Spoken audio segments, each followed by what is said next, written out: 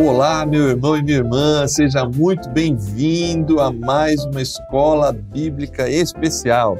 É muito bom recebê-lo aqui nesse espaço de estudo da Palavra de Deus, para mais um estudo, o estudo de número 7 da lição Esperança em Tempos Difíceis. Hoje nós vamos conversar sobre a ida traumática, difícil de Jerusalém para a Babilônia, como o povo encarou isso, como os profetas encararam essa questão e como Deus agiu em torno dessa questão, preparando o povo judeu para o cativeiro na Babilônia.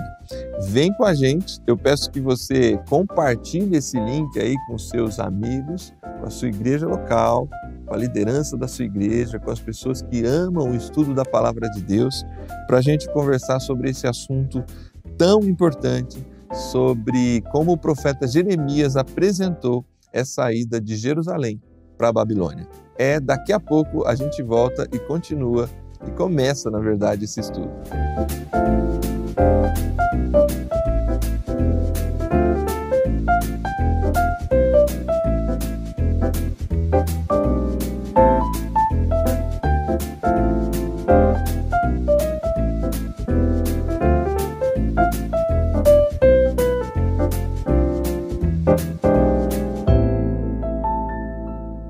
Muito bem, estamos de volta.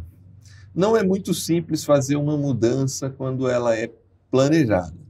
A gente planeja, organiza toda a casa, organiza todas as coisas, põe as coisas em caixas, marca na caixa o que tem dentro daquelas caixas, para quando chegarmos no novo endereço, a gente poder abrir aquelas caixas, saber o que vai para a cozinha, o que vai para os quartos, enfim.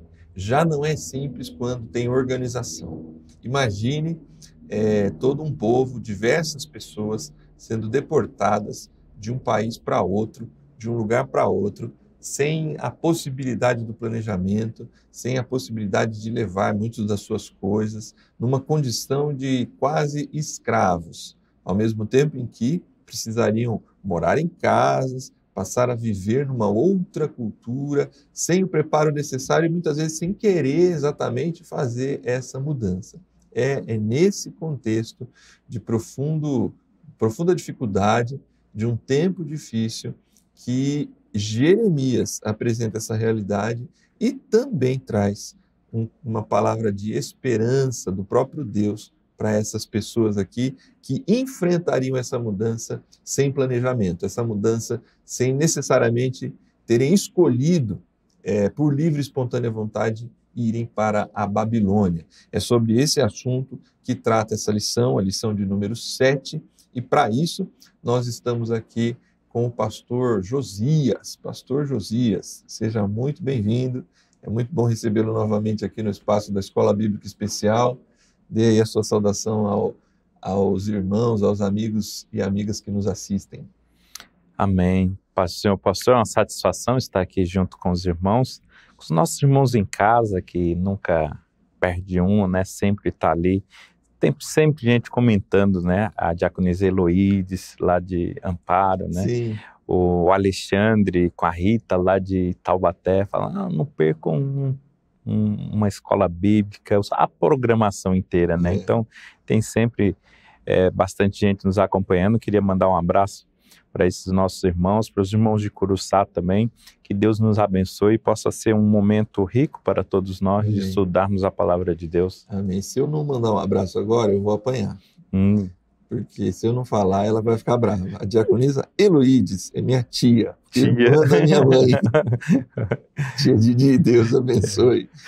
É muito bom saber que você está sempre aqui com a gente. Um grande abraço. Se não fizesse isso, ia ficar difícil. Eu teria problema.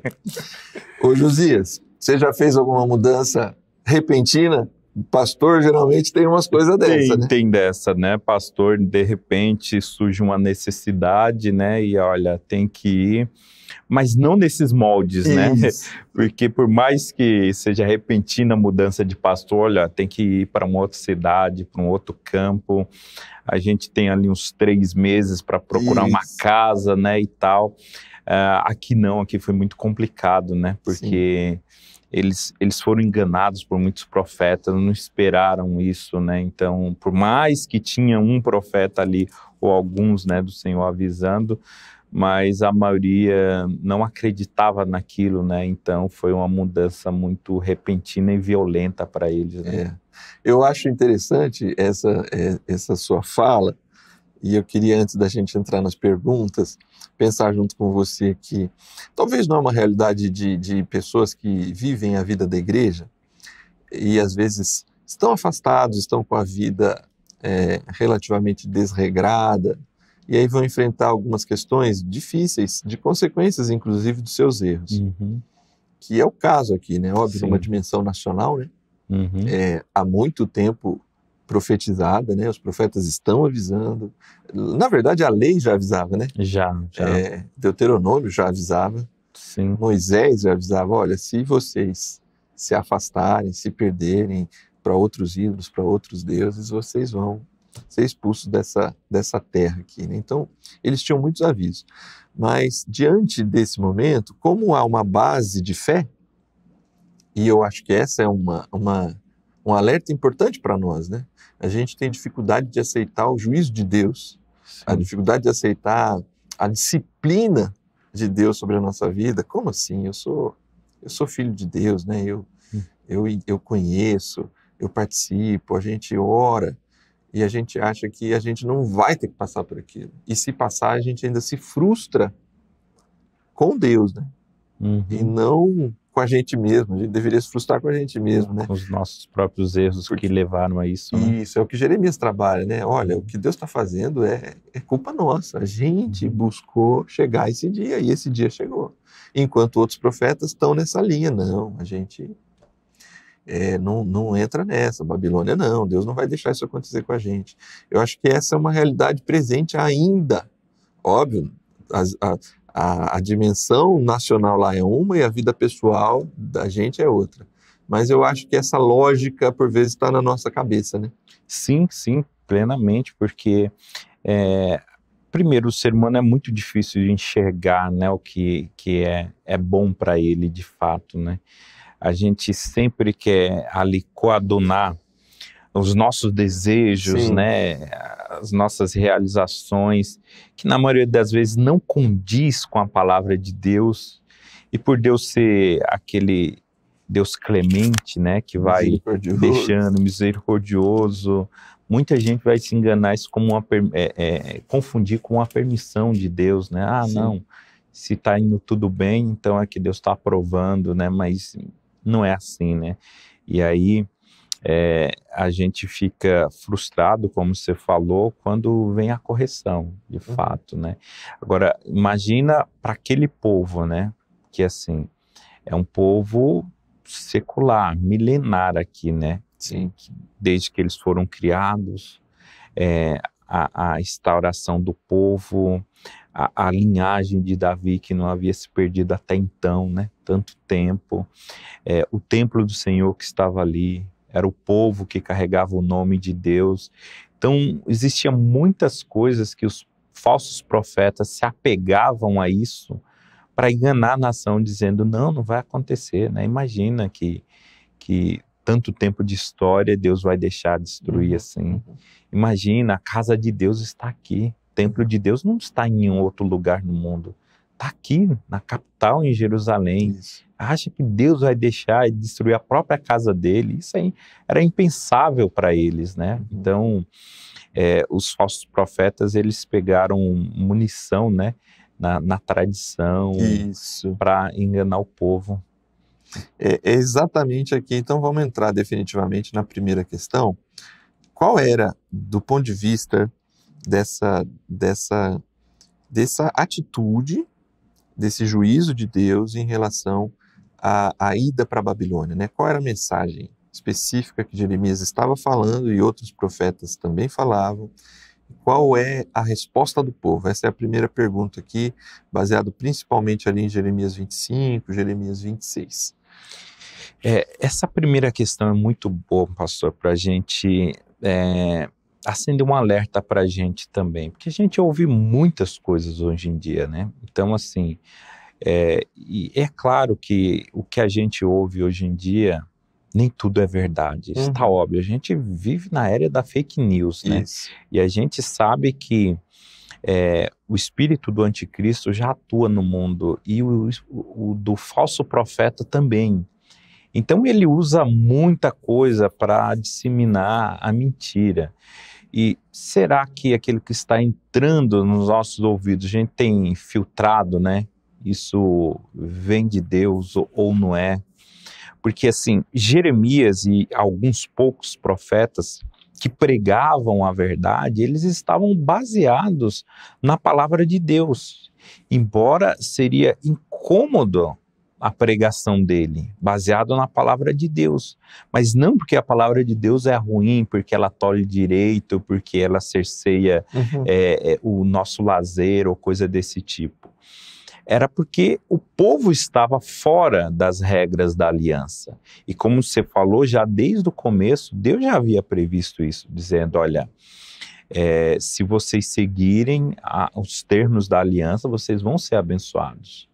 Mas se fugir disso, a punição é essa, vocês não vão morar mais na terra prometida, que eu prometi para vocês, que eu estabeleci vocês nessa terra, vocês vão sair, se vocês não deixarem a terra descansar, Jeremias vai pegar em outra parte essa questão, se vocês não deixarem ela descansar os sábados, eu vou tirar vocês daqui e ela vai descansar à força, né? Se vocês não querem dar o descanso à terra, eu vou tirar vocês e ela vai descansar de todo jeito, mas a lei vai ser cumprida, vai ter o descanso da terra.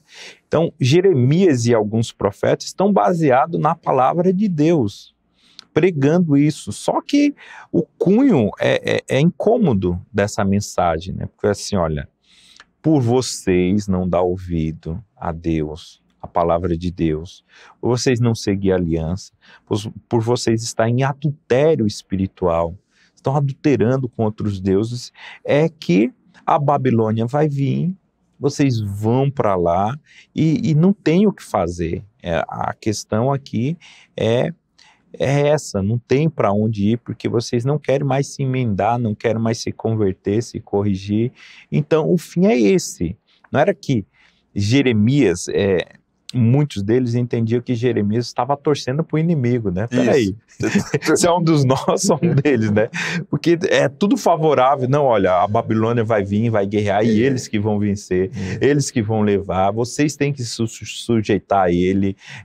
Deus está usando a Babilônia como servo, como serva, né, para cumprir o que ele prometeu já lá no Deuteronômio. Sim. Então, quem olhava de fora dizia assim, é um penetra entre a gente, né? Ele está torcendo para os babilônios, como pode, né?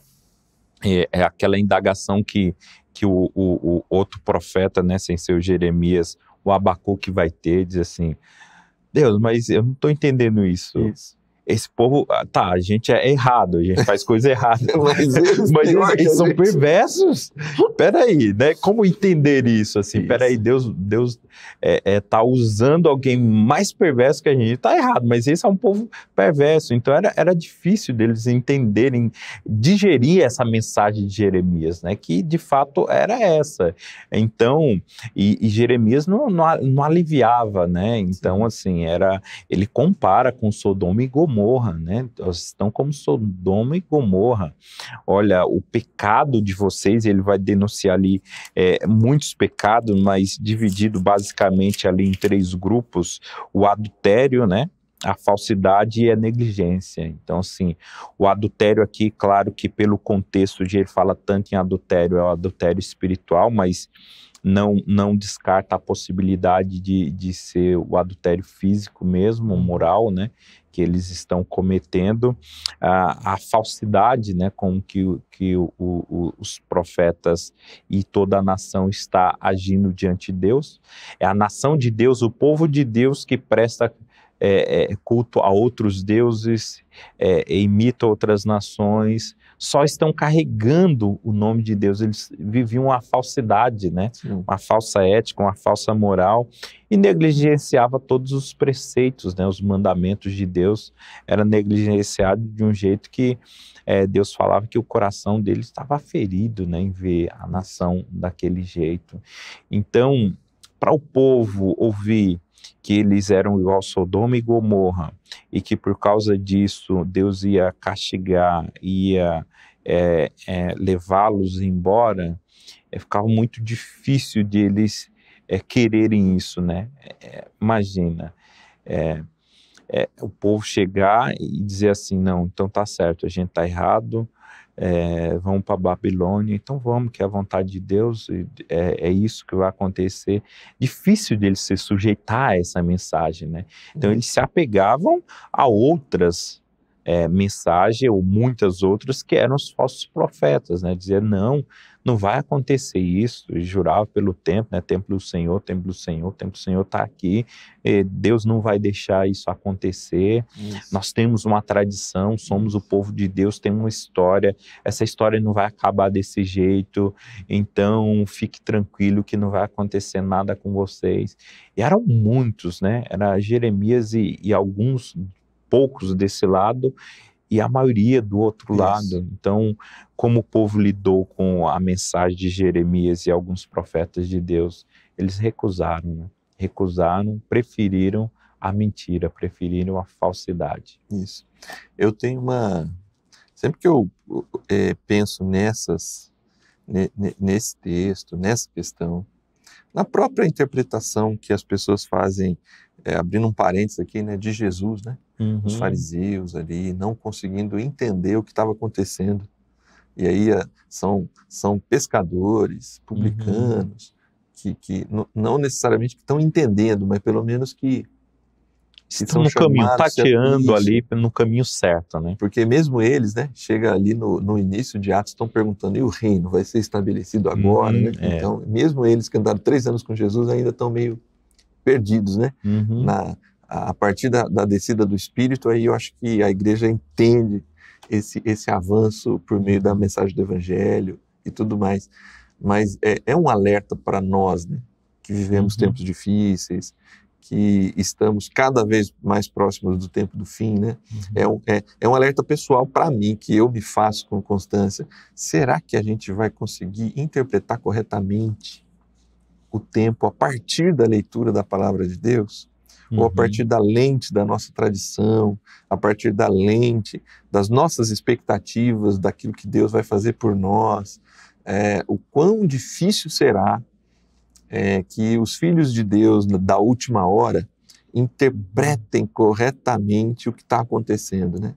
E aí até Jesus diz isso, né? Se fosse possível, até os escolhidos seriam enganados, porque é muito difícil, talvez eu vou usar um termo que você usou, né? Separar esse processo do que Deus está permitindo que aconteça com a vontade de Deus revelada nas Escrituras, né? Então os profetas, eles estão olhando para a lei e inspirados por Deus dizendo, vai acontecer e Babilônia vai vencer essa parada aqui. Mas o povo não consegue interpretar corretamente Deuteronômio, a lei, não consegue aceitar, até porque vão ter outros profetas falando o que eles querem ouvir, né? É muito complicado isso. Se a gente pegar o volume das coisas que entram em nossos ouvidos, né, da informação, e a gente fosse fazer assim uma separação, eu não sei quanto por cento assim, é verdade e é mentira, né? Isso. Que entra e a gente ouve, e se aquele dito popular de que uma mentira falada 1000 vezes se torna uma verdade, se isso é correto, parte do engano que muitos vivem, porque aqui Jeremias denuncia que eles estão vivendo a falsidade.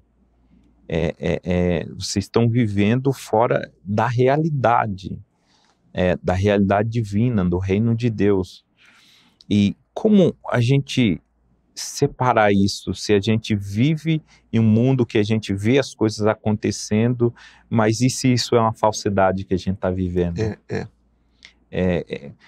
Como? Somente a gente indo para a palavra de Deus, né? Fazendo esse esforço contínuo de ir e dizer assim, olha, isso que eu ouvi hoje, o que eu ouvi amanhã, o que eu vou ouvir mais tarde, tudo que eu ouvi, até onde isso é mentira e é verdade, né? Porque se está diante dos nossos olhos a realidade, os fatos acontecendo, não é porque é fato que é verdadeiro. É fato, mas assim, aqui era um fato que eles viviam a falsidade.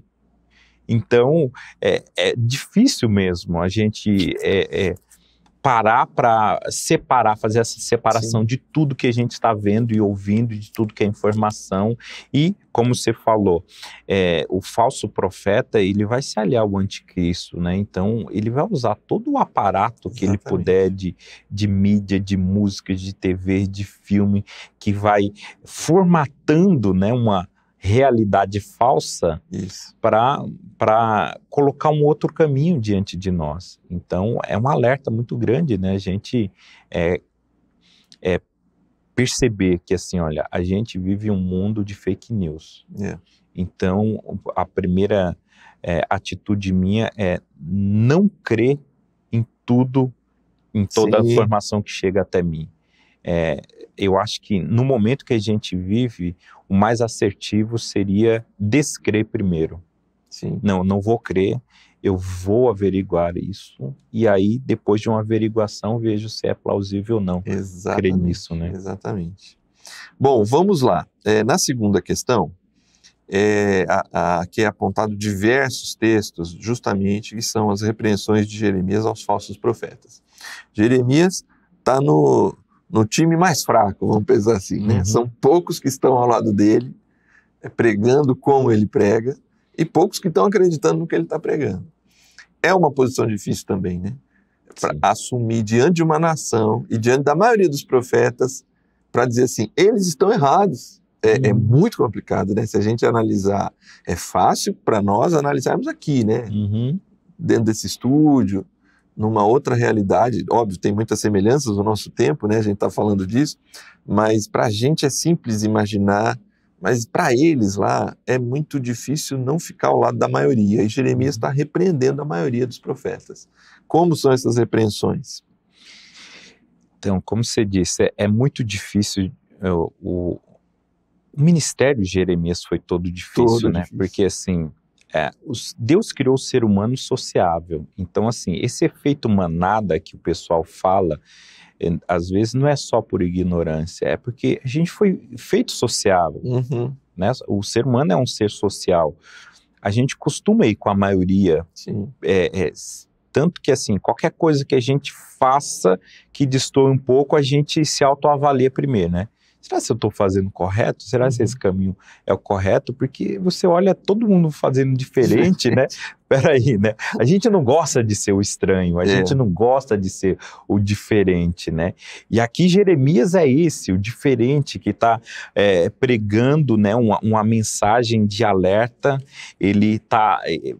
era esse o ofício do profeta, um dos ofícios, né? Enxergar o perigo antes que todo mundo e avisar todo mundo a respeito desse perigo. E Jeremias está nessa situação, nessa condição, avisando. Ele até um certo momento ele vai questionar Deus, vai falar com Deus e na presença de Deus dizer assim, Senhor, e aí, só eu falando isso aqui e eles, olha quantos. E aí Deus dá uma acalmada no coração de Jeremias, diz, não, fica tranquilo, esse povo aí, eles não compareceram ao meu concílio. Eles estão profetizando mentira porque eles não vieram à minha presença para consultar, para falar, né? E aí, uma falsa profecia, ela tem esse início, né? Daquele que ele não foi à presença de Deus. Então, antes de falar assim, diz o Senhor, olha, Deus está dizendo isso, tem que tomar muito cuidado, né? Porque falar aquilo que Deus não ordenou falar, não comparecer ao concílio de Deus, né? Isso é um texto que eu me apego muito, sempre para orar a Deus, pedir a Deus pelo sermão, né? Então, é um texto que bateu na minha mente há muitos anos atrás e nunca mais saiu. Diz assim, olha, eu não posso pregar, não posso subir no púlpito antes de comparecer ao concílio de Deus, antes de ir em oração diante de Deus para ver o que eu devo falar dentro daquele tema, né? E Jeremias, ele fica assim, Senhor, mas olha só, então Deus repreende eles assim, olha, por eles falarem mentira, falsidade, e olha, o ingrediente aqui, que Jeremias não está falando só contra o povo, mas ele fala contra profetas, que eram uma classe assim benquista, bem respeitada, né? E também sacerdote. Lembrando que lá na primeira lição a gente estudou que Jeremias, ele fazia parte de uma linha sacerdotal. Sim. Era para ele ser sacerdote, né? Ele é como se ele tivesse já um emprego público sem ter passado no concurso, só bastava nascer em uma família sacerdotal, o emprego, a carreira pública dele já estava garantida, e ele largou mão daquilo, e assim, muitos já viam com um certo desprezo, né, assim, olha, ele deixou, né, a função que ele deveria fazer de sacerdote, e agora está criticando a classe sacerdotal. Veja que não era fácil o ministério de Jeremias, por isso que Deus, ao chamar ele, disse assim, eu vou te dar um rosto de diamante, porque vai ser dureza mesmo, dureza esse seu ministério. E então, Jeremias, ele vai profetizar, denunciar, né, os pecados, a falsidade dos profetas e também falar da parte de Deus o que eles teriam em recompensa. Diz assim, ó, por vocês viver falsidade, profetizar falsidade, então vocês vão ser um dos primeiros. Quando a desgraça vir, vai vir primeiro sobre vocês, né? Você está falando, na verdade, Jeremias está fazendo essa pregação, ele é meio não, né? Ele se sente responsável por essa pregação, como você bem disse, mas ele, à noite, lá no seu quarto, ele sofre, né? Sim. Porque ele sempre está em luta com Deus, né? Luta aí, entenda a minha fala, né? Você que está assistindo a gente, mas ele está sempre ali questionando, puxa vida, é isso mesmo, e eu estou nesse caminho meio sozinho, e parece que ninguém me ouve, ele chora, ele é considerado esse profeta da lágrima, do choro, né? Do não resultado, porque ele está sempre lidando com essa frustração, porque ele prega e ele é mal recebido na cidade, mal recebido na corte, ele é mal visto por vários motivos, então é uma luta interna muito grande, né? Esse homem, ele está vivo quando tudo começa a acontecer, que é aqui a terceira questão, né? Chegou a hora, Nabucodonosor dominou, Nabucodonosor vai tornar o rei vassalo e, passado alguns anos, Nabucodonosor vai fazer a deportação de todo mundo, quando Jeremias pode, inclusive, ficar, né? Sim. Olha, cuida de Jeremias, fica aí, ele dá ordens para a liderança do exército dele, né? Jeremias trata bem dele. Nesse momento, eu acho que são dos poucos momentos que Jeremias talvez lá no seu quarto disse assim, ufa, aconteceu tudo que eu falei, agora eu quero ver esse povo aí, agora eu quero ver o que esses... Mesmo assim, esses profetas ainda continuam falando do ponto de vista de ir para o Egito e não para a Babilônia, né? Mas Jeremias, eu acho que ele está no momento, e aí, para mim também essa é uma das autenticações do ministério profético, e que ele é um homem chamado por Deus, porque nesse momento, quando a gente tem uma vitória diante de um monte de gente que está contra a gente, a sensação da vitória é do revanchismo, é da vingança, e talvez poderia ser, agora que foram todo mundo para a Babilônia e eu fiquei, que esse povo se exploda lá e morra lá. Mas ele é convidado a escrever um dos textos, para mim, mais bonitos desse período profético, que é o capítulo 29, a carta para os exilados, né? E aí ele demonstra que ele é um profeta do Senhor, porque o mesmo Deus do julgamento é o Deus da esperança, né? que apresenta para eles, a partir do verso 4 aqui do capítulo 29, né, de Jeremias. Assim diz o Senhor dos Exércitos, o Deus de Israel, a todos os que foram transportados, que eu fiz transportar de Jerusalém para a Babilônia. Edificai casas e habitem nelas. Plantem jardins e comam do seu fruto. Tomem mulheres e gerem filhos e filhas. Tomai mulheres para vossos filhos e dai as vossas filhas a maridos, para que tenham filhos e filhas. Multiplicai-vos ali, não vos diminuais. Procurai a paz da cidade para onde eu fiz vocês serem transportados. E orai por ela ao Senhor, porque na sua paz vocês terão a vossa paz. É um texto, inclusive, que a gente usa do ponto de vista da missão, né? Vivendo em cidades idólatras, vivendo em cidades que são extremamente contrárias ao reino de Deus, secularizadas. Muitos autores usam esse texto como uma ponte para a missão também, né? Que a gente tem que plantar na cidade, trabalhar na cidade, viver na cidade, orar pela cidade, trabalhar pelo bem da cidade. E é um texto muito bonito de alguém que está diante do fato que ele chegou lá, né? Que ele alcançou, as suas profecias estão sendo cumpridas e ele está vivo e está vendo. E aquelas pessoas que sempre o olharam torto estão sendo deportadas, e agora ele manda uma mensagem de paz e de esperança para essas pessoas, né? Além desse texto, são outros citados aqui, a pergunta de número 3. O que os judeus deveriam fazer para sobreviver ao cativeiro? Jeremias vai dando diversas informações do cuidado de Deus e da esperança de redenção que vem pela frente, né? Uma delas é essa aqui, a forma como viver na cidade, né? Além disso, o que mais que a gente tem dessa instrução de Jeremias para a sobrevivência nesses 70 anos de cativeiro? Então, pastor, essa mensagem é uma mensagem dura de Jeremias para o povo, né? Lembrando que a recomendação deles agora é orar pela cidade, é viver bem, é trabalhar para o bem dessa sociedade que eles estão inseridos agora. Só que eles estão dentro de uma sociedade, eles estão em um lugar em que eles não foram convidados, Sim. como a gente vai para a casa de um familiar, de um amigo. Eles foram arrancados violentamente Sim. lá da cidade. Barbáries aconteceram, um povo ímpio, né, com muita maldade, arranca eles, e agora a mensagem de Jeremias é essa, né? Olha, trabalhem para eles, vivam junto com eles, orem por eles, né? Não deixe de ter filhos, não diminuam, né? Como povo, vocês têm que continuar.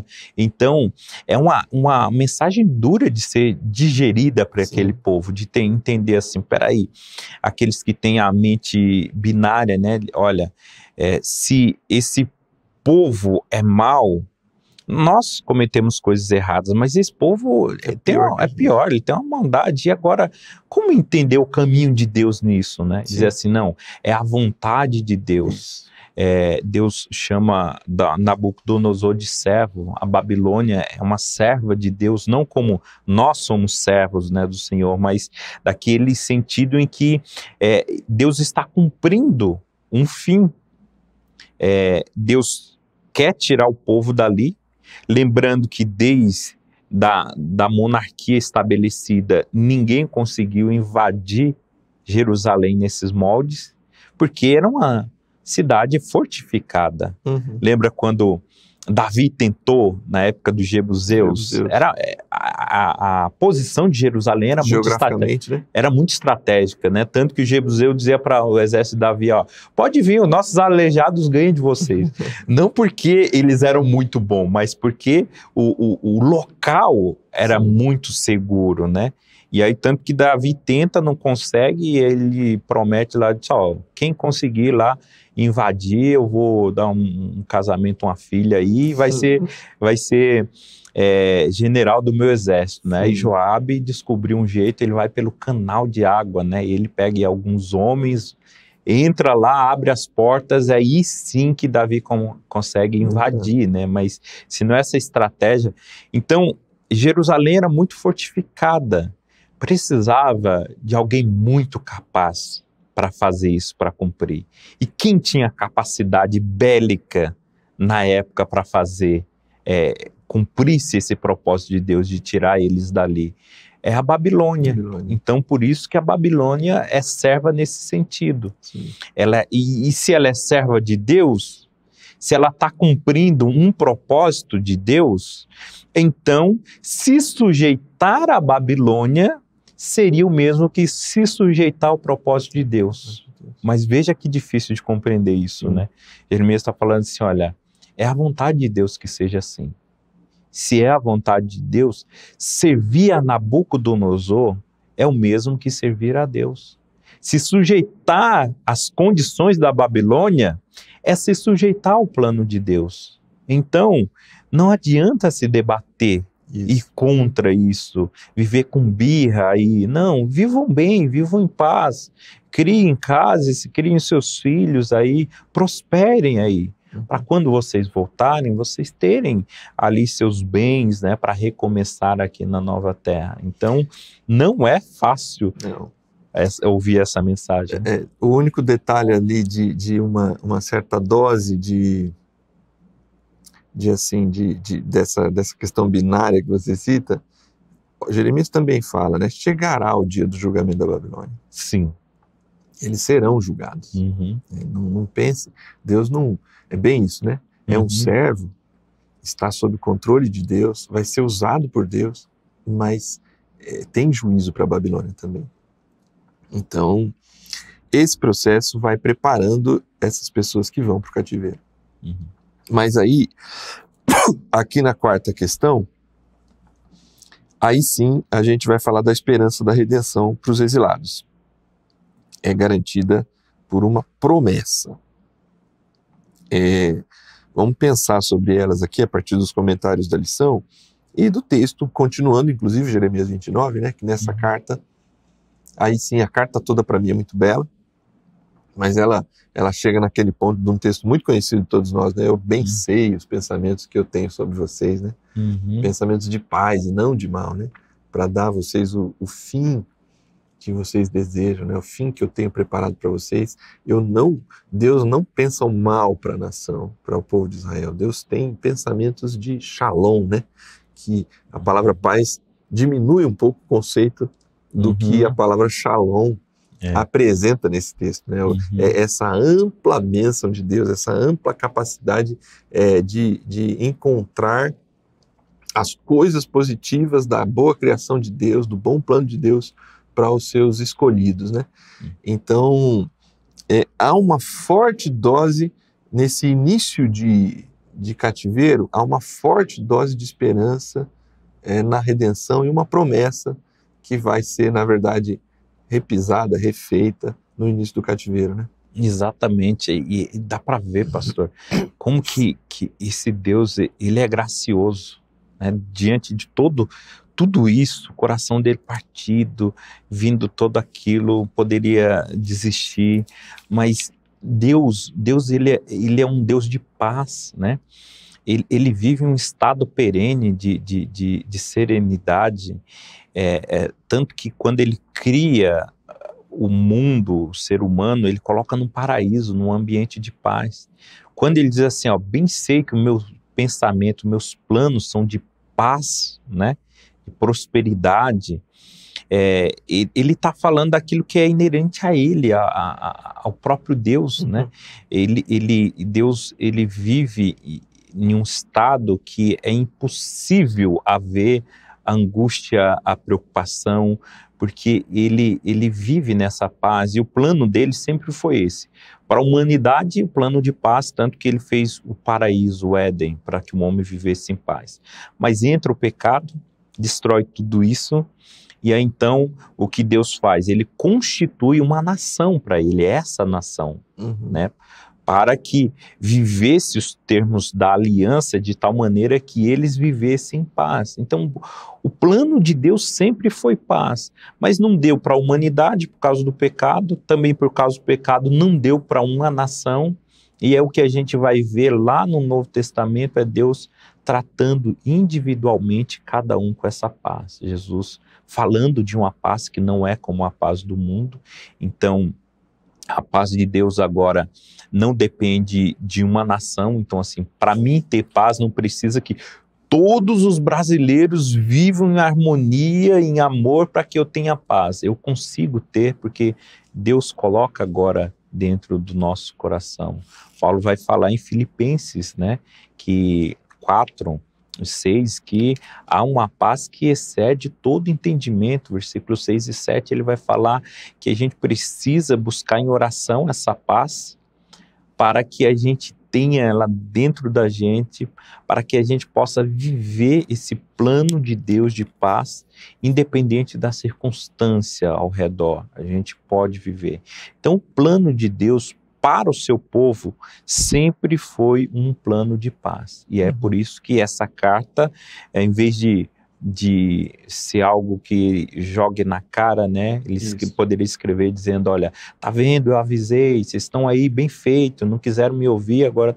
Não, ele traz esperança, dizendo assim, olha, primeiro, se sujeite, né, à Babilônia, viva bem aí, porque um dia vocês vão voltar. Então, ele coloca a esperança.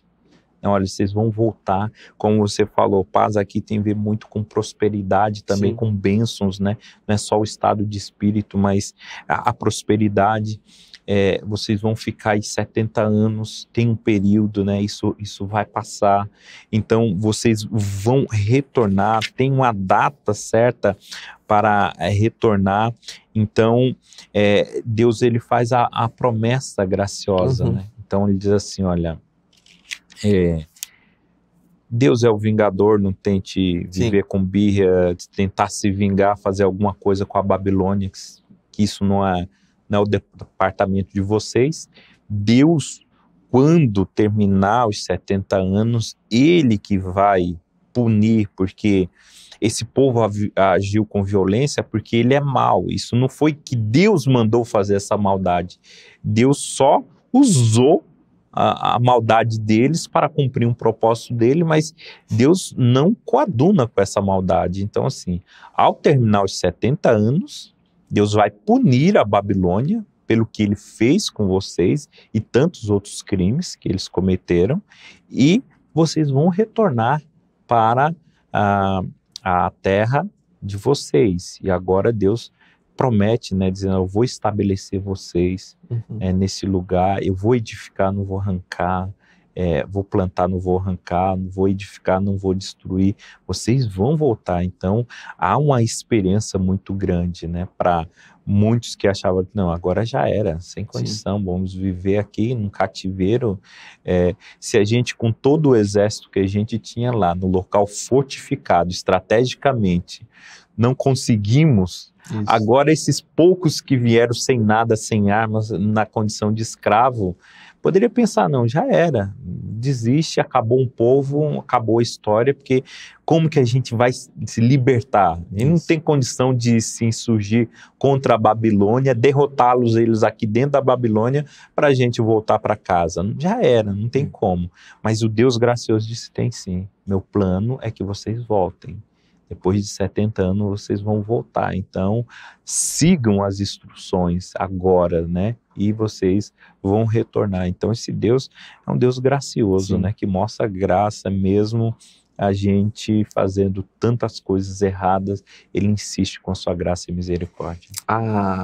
A ideia também que está presente em Jeremias, né, que nesse retorno eles receberiam um novo coração, né? Exatamente. Não mais de pedra, né, mais de carne, que a lei estaria impressa nesse novo coração, né? Para mim isso é o ápice da insistência de Deus, né? Isso.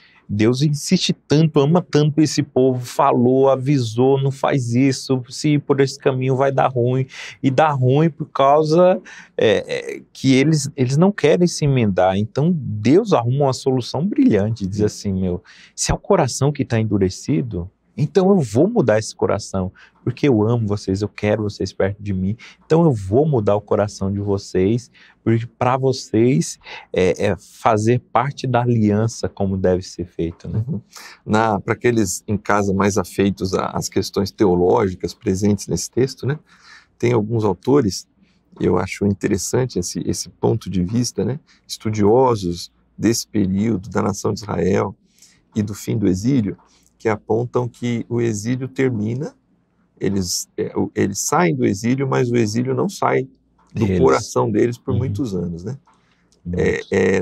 E aí eles vão linkar Jesus, inclusive, como do ponto de vista da finalização do exílio na mente e no coração, o novo coração, a vinda do Espírito, vai tudo, esse exílio, do ponto de vista do coração, o ápice de término disso é Cristo Jesus na cruz, que é justamente aonde ali eles entendem a liberdade, a paz, o novo tempo do Espírito. É ali que esse remanescente de Israel é apresentado ao mundo como a igreja que carrega agora a mensagem do Evangelho, da nova vida, do novo coração, da nova criação, porque eles voltam do exílio naquela condição ali com Esdras e Neemias, mas logo eles já vão passar por todo aquele período de Asmoneus, de Antíoco, Epífanes, todo desse período, logo chega Roma. Então, assim, muitos autores trabalham essa ideia que o sentimento do exílio, o exílio termina em 70 anos, mas esse sentimento está ali. E essa esperança renovada é óbvio. E aí, dependente da gente concordar ou não com esses autores, mas essa esperança definitiva do novo coração, isso eu acho que está claro para todos nós, né? Ela é cumprida definitivamente em Jesus, né? Ele é esse que traz a paz, que traz a liberdade definitiva do cativeiro. Só que aí eles vão compreender que esse grande plano de Deus não se limita à nação, mas se limita se limita à nação no sentido lá de Abraão, né? Vocês vão ser bênção para todas as nações.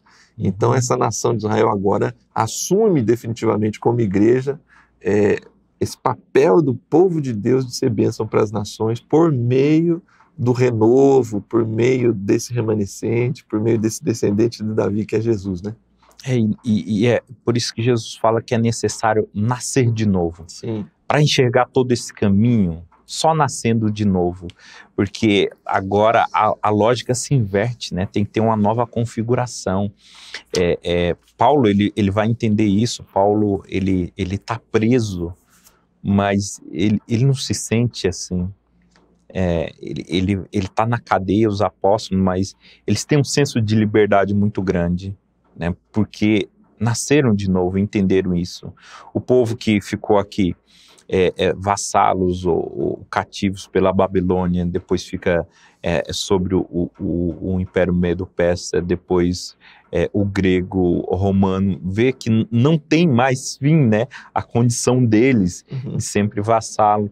E quando Jesus chega, ele muda de fato esse coração, faz a gente nascer de novo, e aí então a gente entende a realidade do reino de Deus e diz assim: somos livres, embora não estamos na nossa pátria, porque a nossa pátria não é essa, é uma pátria celestial, e nessa pátria celestial não há cativos, são todos libertos, somos todos iguais, não há mais judeu, não há mais grego, não há homem, mulher, não há mais diferenciação nenhuma, embora vivamos no mundo que é assim, cheio de preconceitos, cheio de divisões. Então a realidade física se impõe dessa maneira, né? De que vivemos em um mundo assim, mas com os olhos espirituais a gente enxerga o reino de Deus e não é assim, é totalmente diferente. Então só para quem nasce de novo que consegue enxergar o caminho de Deus nesse mundo de muitas tribulações, né? Somos da cidade de Deus vivendo na cidade dos homens. Exatamente. Essa é a leitura do Novo Testamento, né? Do peregrino, né? Nossa pátria não é essa, mas a gente vive aqui. Peregrinos de um novo século, né? E aí é onde vem as aplicações aqui, né? Assumindo compromissos, né? Todas, obviamente, da série de lições são muito bem preparadas, né? Mas essa daqui eu acho que aquela expressão, né? Acertou a cabeça do prego, né? Desse tempo que a gente vive, porque assim, falsos profetas existem. Então a gente precisa permanecer vigilante. Seja do ponto de vista dos profetas da religião, seja do ponto de vista dos profetas contemporâneos, da modernidade, da tecnologia, né? Assim, a gente você já, eu acho que até questão você já respondeu lá atrás, né? Se a gente consegue discernir com facilidade o ensino falso e sugestões para não cair nisso, né? Você chegou a falar assim, talvez o primeiro passo é não crer, né? Uhum. Receber uma mensagem no WhatsApp, né? Porque hoje, como a comunicação ela é muito democrática, então a gente recebe no nosso celular, né? Vê no YouTube, vê na rede social.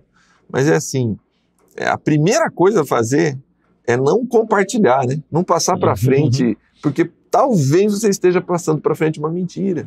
E não importa muito de que lado venha, né? A gente vive uma sociedade extremamente corrompida e que os falsos profetas estão presentes, né?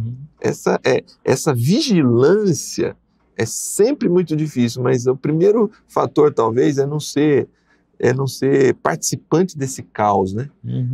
Ter mais atenção, mais equilíbrio, analisar, é verdade? Então tá bom, aí sim. Aí eu vou compartilhar, eu vou defender, mas ter calma, né? Seja do ponto de vista dos pregadores da internet, né?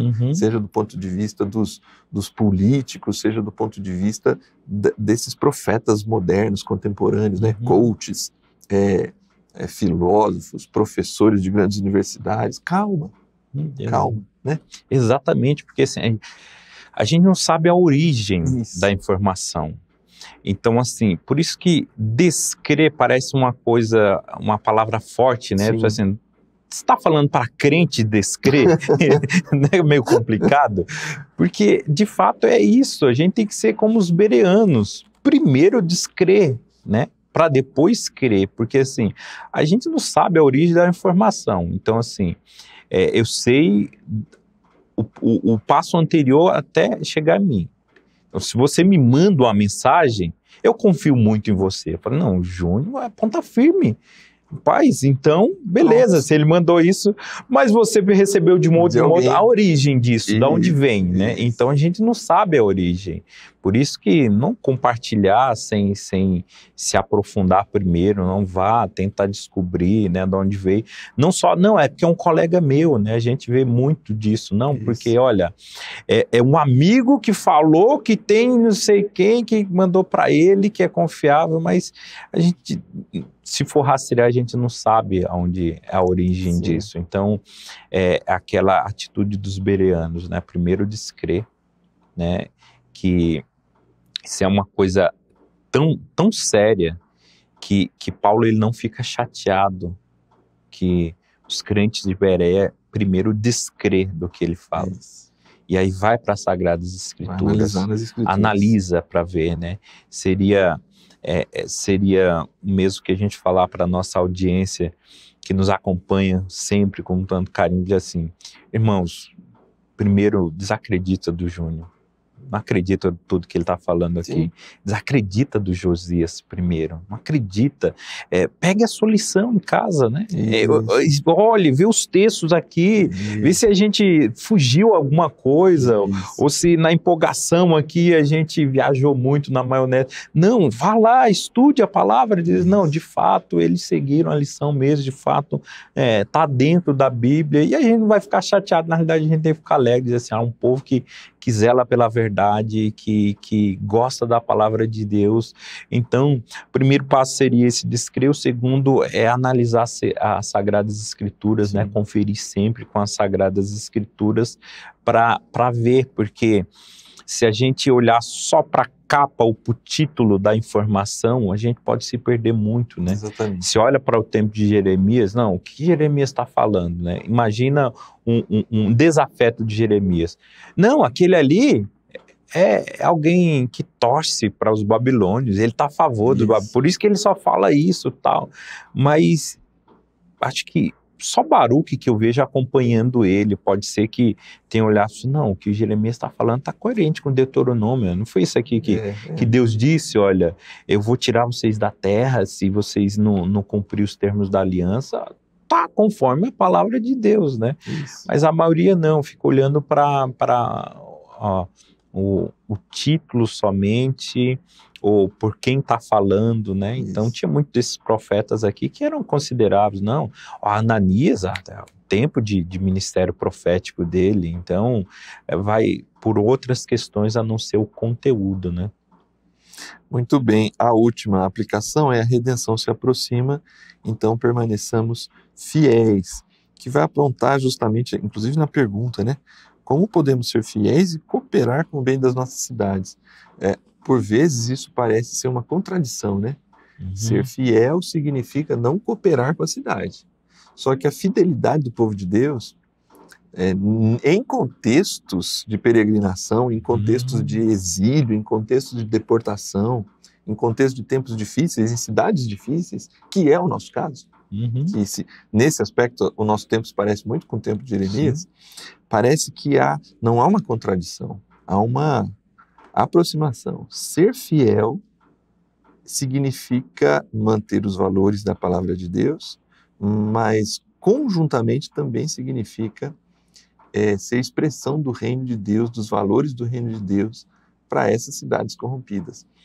Esse é um desafio, irmão, irmã que nos acompanha, porque por vezes a nossa linguagem, a nossa maneira de interpretar o texto nos leva a entender que a gente deve não ter relação com essa cidade, né? E enquanto o texto sagrado nos inspira sempre assim, não sejam como o sistema da cidade. Isso, sem dúvida. A gente não pode ceder à pressão da cidade, né? Na sua corrupção, na sua sexualidade pervertida, na sua maneira falsa de lidar umas pessoas com as outras, na vingança, no passar as pessoas para trás, num coração orgulhoso. A gente não pode ser corrompido pela cidade, é certo. Mas a gente é enviado para viver nessas cidades como cidadãos dos céus e a gente precisa fazer essa diferença. Então, assim, a redenção está próxima. Permanecer fiel, biblicamente falando, vai significar preservar os valores da palavra de Deus e vai significar orar pela cidade, viver na cidade, ir até a cidade como luz do evangelho para fazer diferença no máximo possível de pessoas, para eles também saírem desse sistema corrompido e serem cidadãos dessas cidades vivendo nos valores da cidadania do reino de Deus. É por isso que eu falei, eu acho que esses dois princípios aqui de aplicação acertam a cabeça do prego. Atenção demais aos falsos profetas, às mentiras, às fake news, e capacidade de conjugar santidade com missão na mesma vida, né? Permanecer os valores e avançar na cidade sendo referência do reino de Deus dentro dela. Nesse sentido, Josias, peço que você faça aí seus últimos comentários nessa linha, falando também com os nossos irmãos desse aspecto e orando para a gente encerrar essa lição.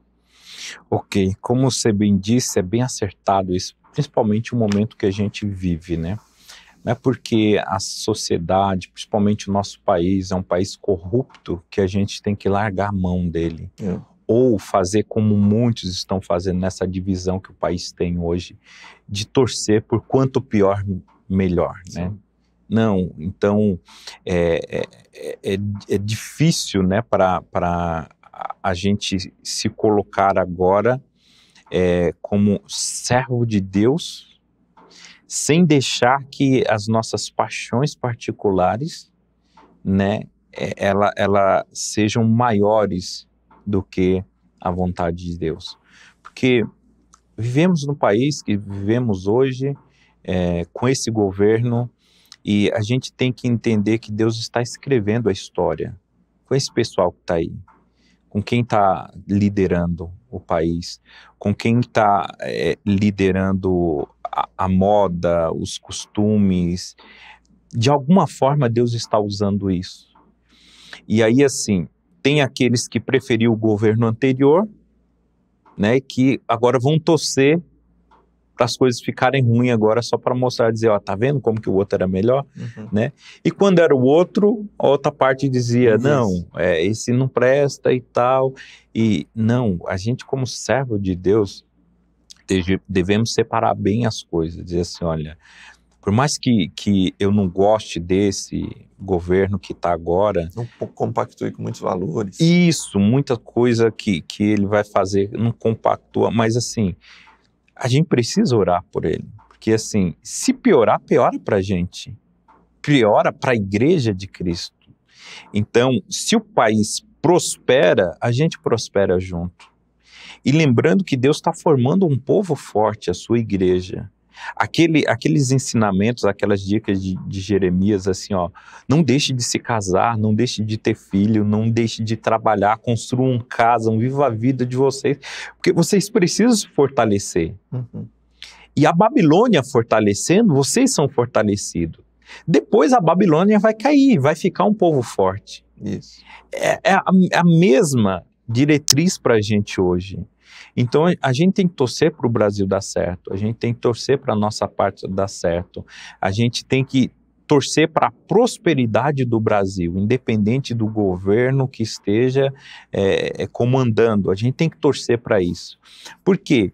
Quanto mais prospera, a igreja de Cristo prospera. A gente vai crescer, a gente vai ter mais condições de enviar missionários, se vier mais recursos financeiros, a gente consegue pregar mais a palavra de Deus. Então, o Brasil prosperando, a igreja prospera. Um dia o Brasil não vai existir.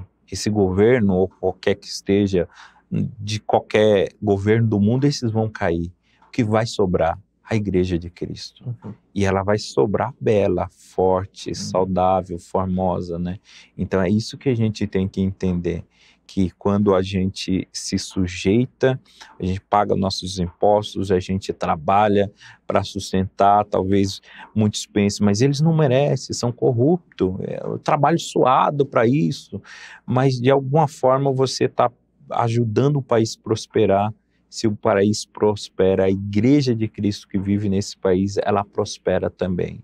E aí Deus vai usar esses caminhos que às vezes a gente não entende, só espiritualmente que a gente vai entender e dizer, não, a igreja de Cristo vai ser preservada, ela vai ser fortalecida e o interesse de Deus, o único é esse, a igreja dele sendo fortalecida, né? Então, que nós possamos cooperar com o nosso município, independente de quem é o prefeito, de que partido ele seja, cooperar com o Estado também da mesma forma e cooperar com o país da mesma maneira. Que Deus nos ajude a fazer essa separação e deixar as paixões políticas de lado para viver a política do reino de Deus, que é essa que ele expôs. Amém? Vamos orar? Vamos. Senhor, nós te agradecemos por esse momento em tua presença, por averiguar as profecias antigas e ver que ela fala conosco hoje como se tivesse sido ditas há pouco tempo. Deus, nós pedimos a tua graça que as mesmas promessas que o Senhor prometeu ao teu povo lá no passado, que se cumpre nos nossos dias de hoje. O Senhor nos dá um coração que consiga entender esses caminhos, que ao nascermos de novo, ao sermos renovados espiritualmente, possamos fazer a distinção clara, Senhor, de tanta mentira, maldade e corrupção que há nesse mundo, na nossa pátria, na nossa cidade, mas que mesmo em caminhos tortos o Senhor está construindo, pavimentando um caminho, uma vereda justa para o teu povo andar no meio dela, fazendo parte, Senhor, dessa sociedade. Nós oramos por ela. Abençoa o nosso país, Senhor. Abençoe o nosso governo. Abençoe os municípios. Abençoe aqueles que estão liderando. Nós desejamos prosperidade para o nosso país. Clamamos a Ti a Tua bênção sobre o nosso país, sobre nossa cidade. E nós, como cidadãos da pátria celestial, possamos viver exemplarmente nessa pátria terrena, para que o Teu nome seja glorificado, a Tua igreja seja estabelecida e cada dia mais fortalecida para um único propósito, a glorificação do Teu nome. É o que eu te peço em nome do Senhor Jesus. Amém. Amém. Obrigado, pastor Josias. Eu que agradeço. Obrigado você que nos acompanha em casa. Compartilhe esse link, compartilhe essa lição com mais pessoas, para que mais pessoas possam ser alcançadas por esse estudo da Palavra de Deus. A gente se encontra semana que vem, continuaremos aí a partir da lição de número 8 e a gente espera você sempre aqui com a gente. Até lá, Deus te abençoe.